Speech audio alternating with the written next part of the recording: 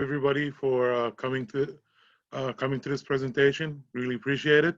I want to thank Ms. Gibson and Ms. Gorski for setting it up. And thank you, Mr. Paris, for your last presentation. That was great. All right. I'd like to start off by saying that I know with this online education, it's kind of tough. A lot of teachers are not sure where to go. I'd like to present a program. I'm not a salesman for this program. I've used it a lot and I think it's great. It's called SeeSaw, and it is an online portfolio that you can create for your students. You could use it in the classroom or outside the classroom. You could save a bunch of digital works for your students. You could save documents, slideshows, drawings, video programs. I mean, for me, I see it as a metaphorical Swiss Army knife for teachers. Let's start off with logging in. There are two ways to log in students. If all the students have a shared device, then you could use a class code. You would have to preemptively put in all the students in your list and then present the code to your kids. They will enter the code and choose their name from their list. However, if each student has their own device, then they could just sign in with Google or their email account. They will have to put in the code for the first time, and then they're good. So what does a teacher see in SeeSaw? Here's like the main hub page that teachers see. I've highlighted the main points that are important. Your add tool icons, click on the green button, you'll see different tools that you could add for your kids. Your list of classes, if you're teaching more than one class, click on it. You'll get a drop-down menu of the classes you teach. Your viewing screen, you'll see the kids' work on here. On this side are your class tabs. We'll go more in depth later with these, but pretty much you can organize the skills and the activities for your students. You could find activities or communicate with parents and students. Right here are your folders. You could organize your assignments and what students turn in by color-coded folders. More on that later. Here you'll see your list of students for the class. And then down here, you can invite family members or invite more students. So what do the students see? They see pretty much the same thing with probably less control features. They can see their work only or all of their peers' work. That really depends on you. Once again, we'll get more on that when we talk about the different features you could add later. So what tools are available? You get 6 tools by clicking on that plus sign. And we'll go over each one. The first one is posting a picture. So let's say you want students to post a worksheet they did by hand. They could actually hold up the worksheet, click on the photo icon and take a picture of it. If you want them to present themselves, they could take a picture of themselves all in real time, add it in, add a caption, and they have a little bit, some more editing tools as well with that. They can create a drawing. SeeSaw gives you a generous amount of art tools to use. You could use markers, colored pencils, highlighters, all of course digital. You could leave captions, you could leave labels, another handy tool. You could also download pictures and then just edit them. You could post a real-time video. So let's say you want students to describe something for you. They could record themselves saying it. Videos can be up to 5 minutes. If students are on the shy side and they just want to capture their voice, they can also just record their voice for 5 minutes as well. Notes. So let's say students are more savvy with typing. They can just type in their answers right here and there. Then they could just leave a small caption and submit that to you. You could connect to other websites or programs. So let's say you have a nice tool you want students to use. You could give them that link. A tool I like to use is Make Believe Comics. Kids have a blast with that. And I could talk more about that later if you'd like. You could upload materials from your hard drive or from your Google Drive. You could upload videos, documents, same with the Google Drive.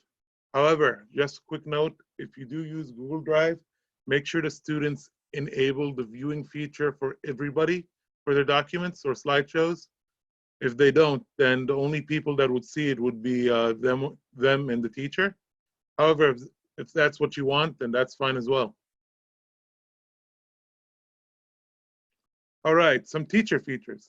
So I want to jump into that ribbon right on the screen where it tells you how you could organize your items. And I'll just go through all of them quickly. Folders. This is a really useful tool I like to use. I'm a science teacher, so when I assign items, I like organizing it by quarters and subjects. So for example, if I'm going over a water unit, I might color code it blue, name it water, and its fourth quarter, I might give it the green color. So if I want to pull that up right away, I can just click on those tabs, and then that specific assignment or series of assignments will pop out for me.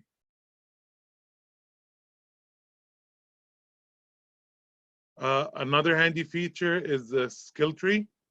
You can name your assignment that you give students, assign it a standard, a grade level, a subject, category, and just leave a small description. Another handy way of organizing your assignments for kids. Activities. So you could create your own activities or you can just select activities that teachers have made. There's a huge community on SeeSaw, and a lot of teachers have made some wonderful stuff. I'm going to give you an opportunity to log into a classroom I made, and I've set up different activities for different grade levels, so you could check it out for yourself. If you really like an activity, you could actually leave feedback for that teacher. It's a really neat tool. Comments. So there are two types of comments that you could leave for students and for yourself as well. The first type of comment is just a regular one. Let's say a student turned in an assignment, and I just want to leave feedback or praise. I could type that in and submit it, and the student will see it. If I want to leave a specific note for myself, then I would just click on that bubble with the T on it, and then I could just say a note about that student, like, oh, the student maybe needs work on reading, or this student is really interested in psychology, so I should look up more psychology stuff for them and support them more. Right here are the folder tabs I was talking about. Like I said, you could color code it, label it whatever you want, and then when you click on them, those specific series will pop out for you, and you could find it. Announcements. This is a nice feature. You could leave announcements for your kids, telling them what's coming up, or you could leave newsletters for your parents and update them. Parents have the ability, if you want them to like announcements or like the student's work. So they just click on the heart icon and they could leave a little feedback as well. Of course, any feedback that parents leave, you could set it up so that you'd have to approve it first, just to make sure everything is appropriate and everybody's privacy is being respected. The blog feature. So let's say you want to showcase the student's work to the world. You can actually enable the blog feature, then you'll get a page of your own. This page for the classroom will show a list of the students that you have, but it won't show their items until you select certain items. So let's say I have student A and I want to showcase their math work. I could click on the specific works and then they'll be showcased on the blog. You could set the blog so that it's free for anyone to see, or you could set up a password requirement system. Once again, that's one of that privacy protection features. Say if you don't want to use a blog though, but you just want to showcase it to parents, then there's an option where you could just invite parents in and they could see only their child's work. So SeeSaw once again gives you a lot of different ways of showcasing work, connecting to the community, to the parent, and just making sure that student is supported. Uh, the management system. So this is the freedom I was telling you about.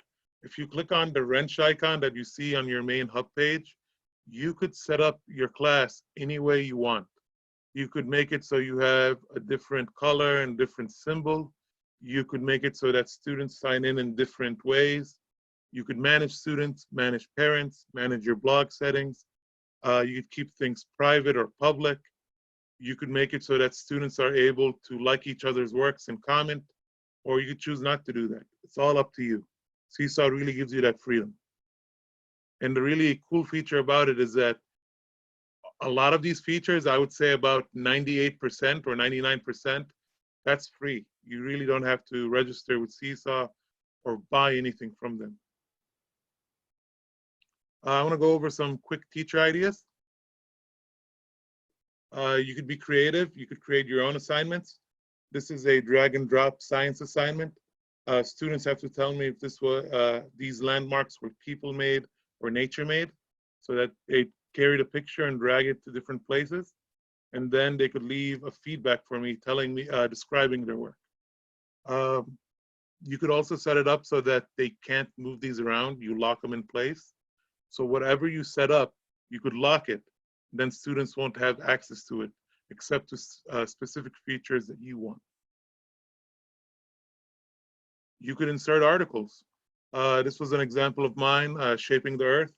I wanted students to see how does water create sinkholes. So I wanted them to read an article, then go back to SeeSaw and answer. You can see right down here, some students answered with a picture. Some students answered by text. And when they click on the link, they're automatically directed to that article. Parent-teacher conferences. This is my favorite. I like showcasing this to parents during these conferences. It helps connect with the kids. It helps show what they're thinking, how well they're doing. And it's a really neat feature. It's very visual. And, you know, really parents, when they look at it, it's clear cut to them. It's like, oh, all right, this is how well my student is doing. All right, or my kid is doing. My favorite part is having the student present their portfolio to their parents, kind of like a mock job interview. This is a quick look of the free version versus the paid version. There's not much difference. But maybe the biggest difference is inviting teachers in, co-teachers. But really, when I do that, I invite 2 max if I'm using the free version. I really haven't invited 5 or more per class. Like I said before, if you just want to go the free version, that's fine. You get pretty much most of the features. This is GDPR compliant. I did a little bit more research, and yes, it is able. Teachers use it overseas, and they're very tight about privacy settings. They do recommend that you send a letter home to parents, signing an agreement that you are using SeeSaw and describing to them what it is. Further resources I've added, you could look at a series of YouTube videos, and SeeSaw has a Help Me Center as well. I'd like to invite you to actually log in to a mock classroom that I've done.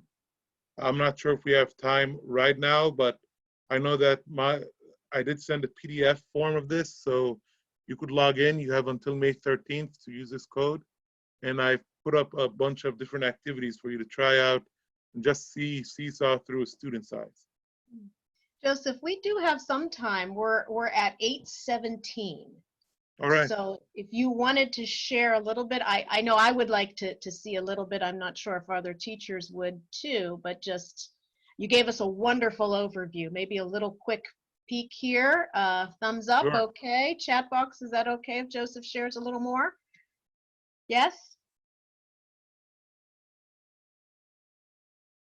Okay, I'm seeing cool and yes, I'm interested. Could you show us a little bit of that, Joseph? Sure. Let me, well, first of all, if you need to contact me and talk more about items, I'm always free.